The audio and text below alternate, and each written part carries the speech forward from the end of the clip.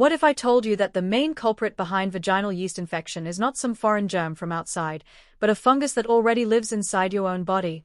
Yes, the same organism called Candida albicans quietly exists in our gut, mouth, and vagina without causing any problem.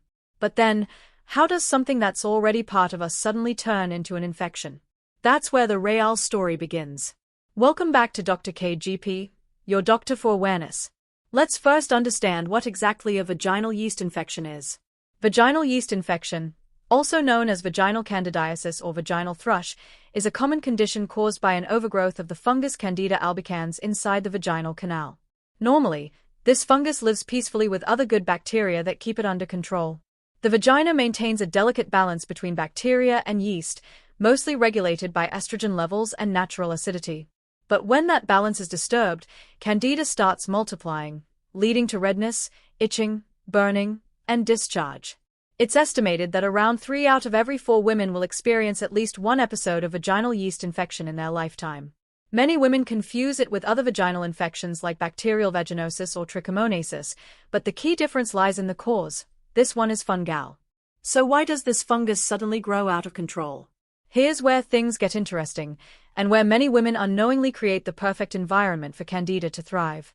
When we take antibiotics, they don't just kill harmful bacteria, they also destroy the good ones that keep Candida in check. As these protective bacteria disappear, the fungus seizes the chance to grow. Hormonal changes, especially during pregnancy or when using birth control pills, can also alter vaginal pH and sugar levels, encouraging Candida growth. Uncontrolled diabetes is another major factor because excess sugar in the blood can feed the yeast directly. Wearing tight synthetic underwear traps moisture and warmth, 2 things Candida absolutely loves. And finally, using scented soaps, vaginal sprays, or douching can disturb the natural flora, wiping out the healthy bacteria and inviting fungal overgrowth. Stress, lack of sleep, and weakened immunity can also make the body's natural defense system less effective. Even frequent use of wet wipes or staying in sweaty gym clothes for long hours can trigger infection. And this brings us to an important point. Sometimes the infection doesn't happen overnight. It slowly develops when small lifestyle choices pile up and tilt the balance inside the vaginal ecosystem. Now let's talk about the signs and symptoms of vaginal fungal infection. The most common symptom is itching, an intense irritation or burning sensation around the vaginal opening that often gets worse at night or after urination. Some women notice white, thick, cottage cheese-like discharge with little to no odor, unlike bacterial infections that usually have a fishy smell. You might also feel burning during intercourse, swelling, redness, and sometimes even small cracks or soreness of the skin around the vulva.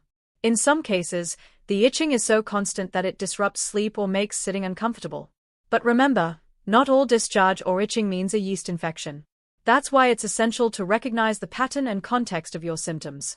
So, what can you do naturally to prevent vaginal yeast infection or keep it from coming back? Start by wearing breathable cotton underwear and avoid tight leggings for long hours. Moisture control is the key. Never use scented soaps, deodorants, or vaginal sprays. These strip away the protective bacteria that keep Candida in check. Keep your vaginal area dry after bathing and avoid staying in wet clothes. If you're taking antibiotics, consider adding probiotic-rich foods like yogurt, kefir, or fermented vegetables to restore healthy bacteria. Managing blood sugar levels if you're diabetic, reducing sugar intake, and maintaining a balanced diet can make a huge difference. And yes, stress management is crucial, because stress hormones can affect immune balance and make you more vulnerable to infections. You can also talk to your doctor about the best probiotics for vaginal yeast infection, as they help restore healthy lactobacillus bacteria that maintain vaginal acidity and protect against fungal overgrowth. Before we move forward, if you're new here, don't forget to subscribe to Dr. Kade GP for awareness-based health content. Every week, we uncover the real science behind common health issues to help you understand your body better, naturally. Now, when should you actually visit a gynecologist? You should seek medical help if this is your first time experiencing symptoms, because other infections can mimic yeast infections. You should also visit your doctor if you've had repeated infections, more than 4 times a year, because that could indicate an underlying health issue like diabetes or hormonal imbalance. And most importantly, if you're pregnant, diabetic, or have a weakened immune system, never self-medicate.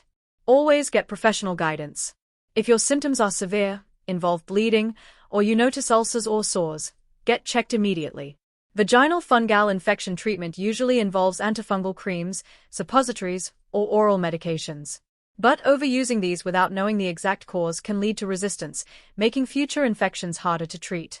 That's why identifying triggers and preventing recurrence naturally is just as important as treating the infection itself. Remember, your body already has the power to protect itself when given the right environment. Keeping that natural balance alive is the real secret to preventing vaginal candidiasis. If you are curious to know whether vaginal yeast infection can go on its own, or if certain foods can actually help you get rid of vaginal candidiasis faster, and what you should avoid in your diet and daily routine, let me know in the comments. I read every single comment, and let me know if you want a full video on treatment and the do's and don'ts for vaginal candidiasis. And please, share this information with other women in your family or friends you care about, because that's the only purpose of making this video, to spread health awareness. See you in next video. It's Dr.kade, your doctor for awareness.